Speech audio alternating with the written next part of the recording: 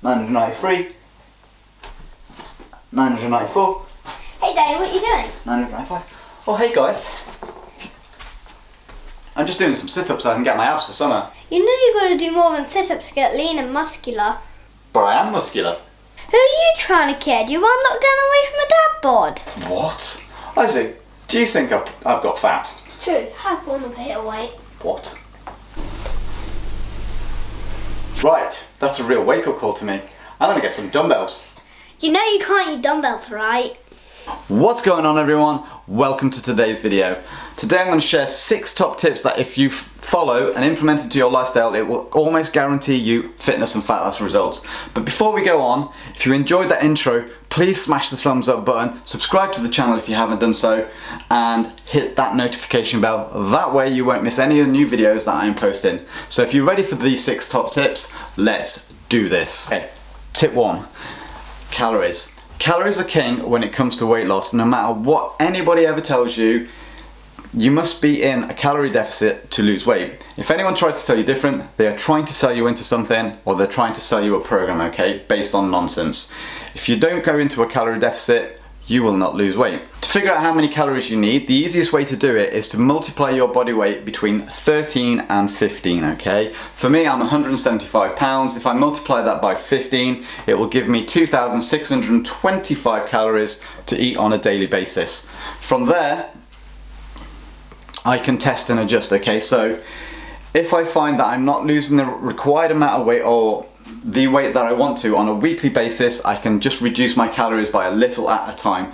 Don't go in too deep by taking out too many calories because you'll get hungry and you'll quit, okay? So figure out your calories, body weight times 13 to 15, stick with those calories for a few weeks, monitor your weight loss, and then adjust downwards or upwards even from there. Moving on from calories, we're going to go into tip number 2, which is increase your protein intake. Protein is the most satiating of the nutrients. That means it's going to help you feel fuller for longer.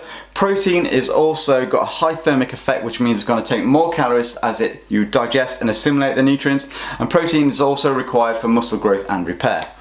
So increase your protein intake to 1 gram per pound of body weight. So for me, I'm 175 pounds. That means I'm going to eat 175 grams of protein per day. Okay, spread that out between 3 to 5 meals because that helps with muscle protein synthesis. In other words, to help you get gains.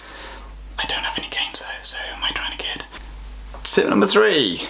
Do some form of strength training. Now, strength training doesn't have to be big heavy weights in the gym, grunting and groaning, going red in the face while you're staring at yourself in the mirror, okay? It can be squats, lunges, press-ups and pull-ups, all done at home using your body weight. You can use kettlebells, which you can purchase online or from retailers. You can also use TheraBands and resistance bands. The reason for strength training is it will help preserve muscle or indeed maybe even build a little bit while you're in a calorie deficit. Generally speaking, if you're in a calorie deficit trying to lose weight and you're not lifting weights, it gives your body no reason to hold on to its muscle tissue, so it could start to break it down because muscle has a high metabolic activity, which basically means it needs more food to stay on your body. Over the long term, lifting weights, using kettlebells, using your body weight, or doing some form of resistance training will help you to maintain your muscle mass, and it will also help you to develop that lean tone look that most people are interested in when they first start working out.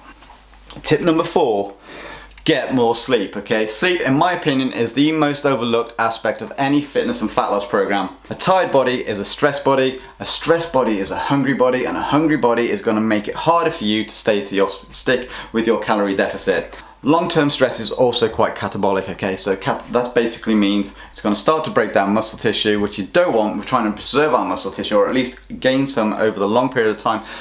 And also, a tired body will cause water retention, getting you looking bloated, which is going to mess around with the scale weight and it's going to leave you feeling a little bit grumpy.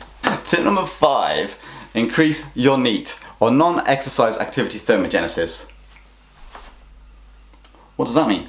Okay, great question. So that is all the little things that we do on a day-to-day basis where we're actually up out of our seat, but we're not technically doing exercise. So it could be parking your car further away from the supermarket while you're walking around the shops. It could be taking the stairs instead of the elevator. It could be doing the chores. It could be doing cutting the grass. It could be washing the pots. It could be going to the park with the kids, playing frisbee, all those little things, walking the dog, all those little things that we do, even fidgeting, that is not technically exercise. Now, none of those things are going to transform your body in a hurry, but they are going to burn calories, and that's going to help to contribute to your calorie deficit, which basically means that if you're more active, you're burning more calories, you can actually eat more food and still lose weight. Neat, huh? On a side note, I'm burning calories just filming this video, especially if you've seen how many outtakes there were. Okay, tip number 6. Do some cardio. Okay, now you don't have to be killing yourself on the treadmill, you don't have to be thrashing yourself on a bike, you don't have to be running anywhere, you don't have to be basically killing yourself to do cardio, okay? Cardio can be as simple as going for a walk. A 30-minute walk every single day, or 5 days a week at minimum, will give you the recommended 150 hours of cardiovascular exercise. That will not only improve your heart health, reduce your risk of cardiovascular disease, it will also burn calories, okay? The more calories you burn through day-to-day activity or things that are not basically going to be overwhelmingly hard for you, the better in the long term, because it means you're going to stick to it, okay? So do some form of cardio. It doesn't actually matter what you do as long as you can do it on a regular basis. I like walking because there's low impact.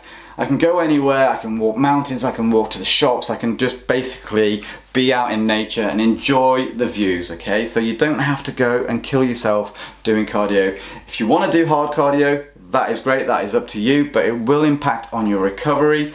So just find a form of cardio that is pleasing to you and you enjoy doing and that you will stick to over the long term. So there you have it, 6 top tips, guys, that if you do on a daily basis or you're at least implementing to your lifestyle, you will see change over time. And that is the key point here, guys. People often make dramatic or drastic changes to their lifestyle and they can't stick with it. It's too big a change too soon and they end up going back into their comfort zone because they often think they can't do this, okay? You change too many things too soon, you mentally might not be able to handle it, you physically might not be able to handle it, and you'll give up and you'll go back to square one and you think that you can't lose weight and that you're destined to be overweight or, dare I say it, fat, okay? So take your time, build it over time, do it slowly, and then that way you can add these things. You don't even have to do every single one of these tips from the get-go, just add them in, and as you become more comfortable with them, you'll be able to stick with them, and then you can add another one in and another until you're doing all 6 of these tips, and you will see over the long term the results that you want, rather than going shit or bust and falling flat on your face and giving up before you've even got going, okay? Nobody ever woke up 20 stone overweight, and that means you're not going to lose it overnight. It's going to take time, okay? And the more you stick with it, the longer and more consistent you are, the more that you will see the results. It become more manageable, it become a lifestyle, and that is really where transformation happens, guys. It doesn't happen in 4 weeks, it doesn't happen in 6 weeks, it happens over a long period of time. So, with all that said, if you've got anything from this video, smash the thumbs up button, subscribe to the channel if you are new, press that notification bell so you don't miss any more videos, and I am out. Or taking the elevator taking the lift instead of the elevator, so you actually, that's the same thing.